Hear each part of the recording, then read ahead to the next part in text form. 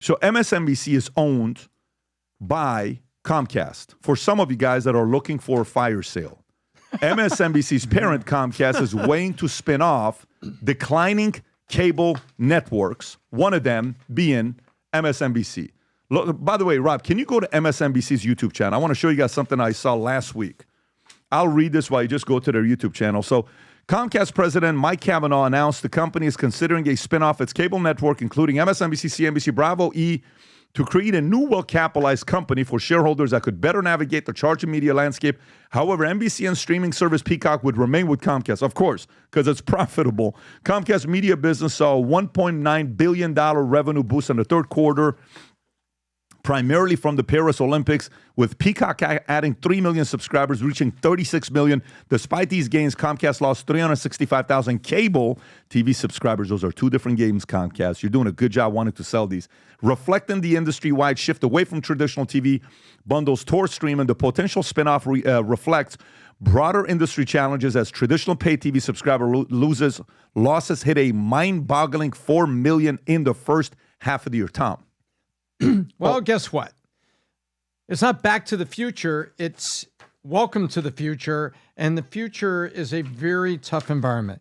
So you've got MSNBC basically taking, 3 dogs, and I don't know what to do with it. The dogs are MSNBC, Bravo, and E! And when I say dogs, I'm speaking like Boston Consulting Group, stars, question marks, dogs, and cash cows. There's no discriminatory or disrespectful thing. But let's face it, MSNBC, Bravo, and E! are dogs. CNBC, there's something there. That's the jewel of the pack. Because it's, there's the Bloomberg network, but CNBC is relatively unassailed. What you have here is yesterday's distribution isn't working, and they've got some very unprofitable channels, and they want to unload them. To who? Mm-hmm. To who? Zaz, the nickname for the CEO of Warner Brothers Discovery, went to the Allen & Company conference in the spring and couldn't sell CNN. He wanted to sell CNN. He had problems with, they had the Cuomo controversy that they made. Then they had the Don Lemon controversy. Then they had declining ratings. Then they had their own drama with they were going to have to get rid of certain stars and cut salary. They couldn't sell it. And CNN is a jewel of a brand name. And they couldn't sell that. And so now MSNBC is trying to sell a bunch of junk that's not profitable to put into the streaming subscription.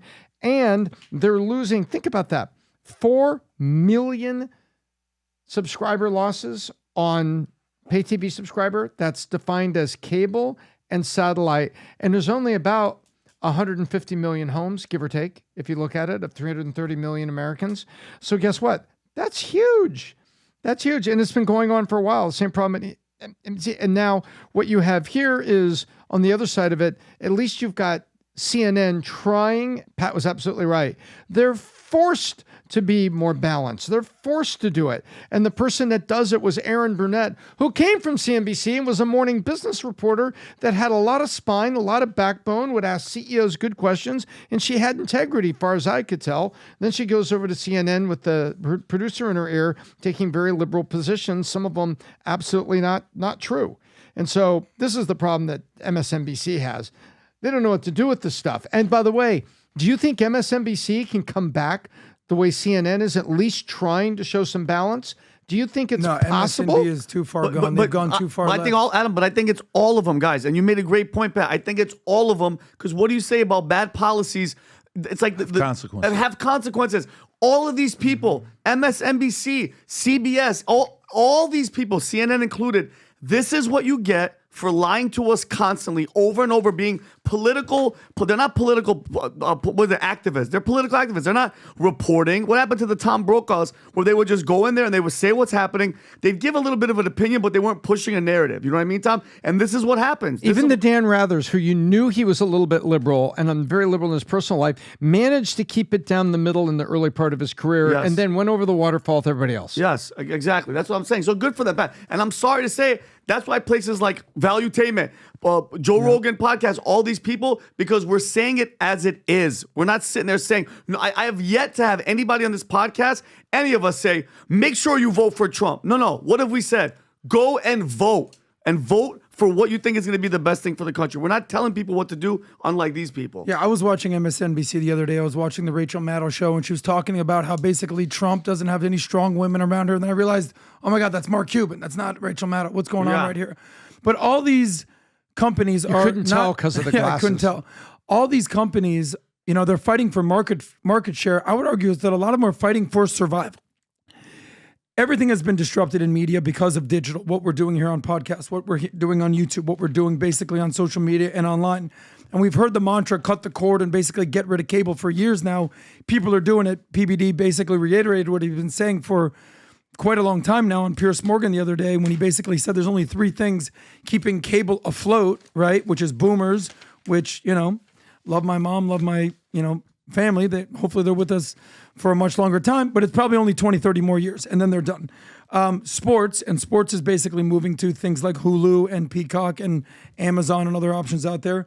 And then there's Big Pharma. PBD, what percentage of ads is on TV is Big Pharma? I think it's like 70% or something like that. Something crazy like that. So the media is going through disruption, and I wouldn't be shocked if some of these are basically sold off for pennies on the dollar. Well, check this out. While you're talking about that, Mark Benioff, there's one thing that I'm seeing with a pattern. Mark Benioff, in talks to sell Time Magazine to Greek media giant Antenna Group, and this is Salesforce co-founder. He's a billionaire. He's worth almost $11 billion. He's talking to this organization to want to sell Time Magazine for $150 million, according to CNBC. He originally bought it in 2018 for $190 million. At the time when he bought it, it had roughly 4 million subscribers, okay? Circulation was 4 million when he bought it at 190. Today, it's at 1.6 million. If we just use the math based on that from 4 million to 1.6, that means it's worth somewhere around $80 million, okay? I'm just doing 1.6 divided by 4 million, right? And he recently expressed frustration over Time Magazine's inability to secure an interview with Vice President Kamala Harris, tweeting, despite multiple requests, Time has not been granted interview for Kamala Harris. This comes as Time faces continued financial challenges, including 2 consecutive years, not months, not quarters, but years of losses. So check this out. So one end, Comcast wants to drop MSNBC. When is this story leaking? A day before election. Mark Benioff, a guy worth $11 billion, wants to sell Time Magazine. When is this story dropping? A day before election. What's going to happen after election with Time Magazine and MSNBC? What will be the level of peak? You have to know, for these guys that their game is politics, when is their peak? Right now is their peak. Anything after this, it drops off. And the next peak will not happen for 4 more years. Midterms is not that big of a deal. It's a big deal, but not like the peak that this is going to have. And you have to realize, when is the next time you're going to have as entertaining of a presidential candidate as Donald Trump? Never again. By the way, name me anybody that wants to get into it. Even all the celebrities that want to get into it. They're not entertaining like Donald Trump, right? Okay. So that means when you show the games when Michael used to play in the 90s and the most viewed NBA playoff games of all time, you know what you'll notice? It's the game against the Utah Jazz. You know, when Brian Russell, he shoves them with the left hand, boom, 35.8 million or whatever. You're looking at all the 32 million, 34 million, 36 million. Michael leaves, NBA never, ever has had the same kind of viewership as it did when Michael was playing. This is very important to be thinking about. Rob, can you type in most viewed NBA playoff games of all time? Look, have you ever seen these numbers or no? Okay. Most viewed NBA playoff games of all time. This is what's about to happen to cable. Wow. And I want you to rank them. Not even this one, Rob. All of them. All of them. Top 10. Okay. Go to whatever one, Rob. That's a list. Just pick on one of them. Just, okay, zoom in a little bit. Let's see. Go back. Okay. So 2024. How many views? 10.9 million views. Dallas-Boston Finals. 12.3 million views. Okay, that's 10, whatever that was. 12, go to the next one. 11 million, 10 million, 13 million, game 5. Go to the next one. 11, 13, 14 million, barely. Keep going. Look at this. 12.78 million last game. Game 1 was 8 million. Keep going. No one cares. Look at this. Single digit. Keep going. Man, Nobody gives a shit. Keep going. No one cares. Keep going. Keep going. The highest Keep has going. been 14 right so there. far, Go back right? up. No, 31 million game 7 right there. You know what that is? Look at the game right there. Golden State, Cleveland when LeBron came back.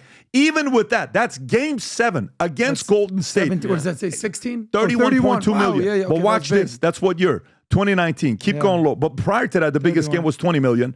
Keep going. Look at the numbers. Single digit. See, 16. Keep 18. going. Keep going. Keep 24 million. Keep going. 7. 28 million. Keep going. looking for 14 million. Keep 1998, going. right? 17 million. Keep going. 6 million. Nobody gives a shit about Cavs and Spurs. Keep going. 10 million. Dallas, Nobody cares. Miami. 11 million. Nobody cares. Nobody cares. Keep going. Nobody cares. Single digit. Keep going. Nobody cares. Keep going. Nobody cares. Keep going. Nobody cares. Keep going. Nobody cares. Keep going. Am I sound like a Bulls. broken record? Yes. Now watch 98 this. Bulls. Watch this. 22.8. Go a little bit lower. Watch 35. this. 35 35.89 million. Wow. MJ. But look at the games from beginning, from game 1. 26, Game 1 is 27 million. 26, 25, 29, 30, 36. Must see TV. That's Michael. Must see Keep TV, going lower. MJ. Keep going lower. Look at this. If Michael's at the finals, 25, 23, 21, look 26, 30, 29. Keep going lower, okay? Keep going lower. Look at this. Keep going lower. Keep going lower. Keep going. This is Michael era. This is when Michael retired at this time. this is when Michael's playing There was baseball. 2 years that he was playing but baseball. but the point, what I'm trying to He's tell you double. is MSNBC is saying, Time Magazine, what the hell are we doing post-Trump? Yeah. It may be Great 20 point. years of dry. Great point. This is a real business we're talking about. How the hell are we going to make money? Hey, this is Time Magazine. Imagine if you own Time Magazine. Right. Not today. And it's got to be owned by the right people. We would probably entertain buying it. Not at this number. We buy Time Magazine, but we wouldn't buy it at the number they're asking, right? So you have to realize the reason why Comcast is selling, the reason why Mark Benioff is selling, Time Magazine is a headache to Mark Benioff. MSNBC is a headache to Comcast. Comcast wants to go buy the next Chiefs Miami Dolphins game and pay $110 million and get 3 million subscribers from one game. That's what they want. They don't want to deal with all this other headaches of MSNBC that brings them the most issues on a weekly basis. The board is sick of it. And a lot of these guys and gals who went to Columbia University and were told you are so special because you're so liberal and because you are so amazing in all the great stuff that you think you're doing. Market's telling you you're fired. You suck. The market is very cold sometimes. And some of these people have to find a different job. You know what's the hardest thing about podcasting? You got to do all the stuff yourself. Damn right. Go ahead, buddy. Do it. Yep. Go ahead and do it.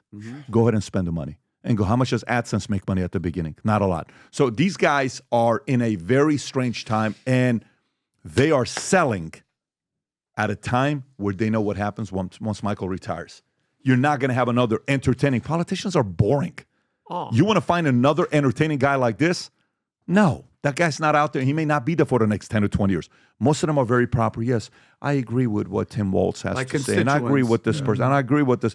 It's very, maybe Vivek, but Vivek's never had a TV show. No. Vivek's never been a Playboy. Vivek's never been in all these movies. Vivek, and by the way, as good as he is, and as formidable as he is, this guy's a different league. So, of course. This guy's a different league. So that's the part where the market has to be ready for 2028 season.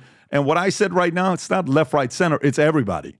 Yeah. It's everybody. Watch. It's going to be interesting to see what Fox does post-Trump. What everybody does post-Trump. Can you hang? Are you that good that you can hang? Or is it all Trump, Trump, Trump, Trump, Trump, Trump, Trump, Trump? Okay, let's see how good you can be after Trump is gone. The market. All these guys that blew up during COVID, creating content during YouTube. Let me tell you about the next, what was it? Every time that we're paying, what was the money they were saying? Stimulus. Next stimulus reaction. Next stimulus. Oh my God, the guy's got 70,000 people live watching him. Wow. Next stimulus. Next time. Let me tell you what's in this stimulus. Oh my God, this guy just got 1 million subscribers in 2 months. Where are they today? Gonzo. Because all they did is stimulus reaction. Stimmy checks. Where are a lot of people going to be after Trump? So a lot of, hey, listen guys, some of you that are listening, some of you guys that you got where you're at right now with Trump, if you want to stay at the top, leave or recreate yourself because market's going to expose you if you got nothing, including us. If we don't have anything else to be recreating ourselves around, market's going to be like, what else? What else you got? But that's not something that we sit here being worried about. But the market is scared shitless with what's coming next. Go ahead, Alex. Well, you know, some of the side conversations that they're having at some of the most liberal outfits, maybe even at some of the conservative outlets, is, oh, I fucking hate Trump. I hope he loses. It's like, you do realize that he makes us a lot of money over here and we get to keep our jobs. And no, but I hate Trump. He's the worst. He's a Nazi. You can say that all but I you swear, want. I mean, our ratings were double what they were before. So No maybe we could problem. keep him on for 4 years That's and then right. get him out. No, but he's the worst. Yeah. So they're basically grappling between being a capitalist because they want to keep their paychecks, but being socialist and liberalist I mean, watch this. because they want to basically trash You're Trump. right. Obviously, on this podcast here, I was in the 101st Airborne Division. Vinny was in the Air Force. He was the Airman of the Year go, out of baby. all their Air Force soldiers. He was the Airman of the Year. We have limited edition Armed Forces shirt gear for you that says, you know, different kinds. One says, we support the armed forces with dog tags on the bottom. We have different colors, jackets, shirts. We have the new Valuetainment dog tag. We even have Angry Patriot dog tag. Rob, if you can show the Angry Patriot dog tags. Incredible quality of this United States veteran, proud to have served. If you served, this is the shirt to wear on the back of it. It's got the Valuetainment logo with Future Looks Bright. We also got sweaters there. This is limited. We didn't order a lot because of vets, but you know how we feel about you. And we have a big veteran community. Anybody that places any order, doesn't matter if you just buy the dog tag or a sweater or a shirt, we're going to throw in a Veterans Day gift of the mugs. That's for the first 100 people that place the order. If you're a vet or if you know somebody in your family that's a veteran. Next week is Veterans Day. Get some gear. It'll take 3 days to get to you so you can sport this next week. God bless to everybody. You can go to VT Merch for that. If you enjoyed this video, you want to watch more videos like this, click here. And if you want to watch the entire podcast, click here.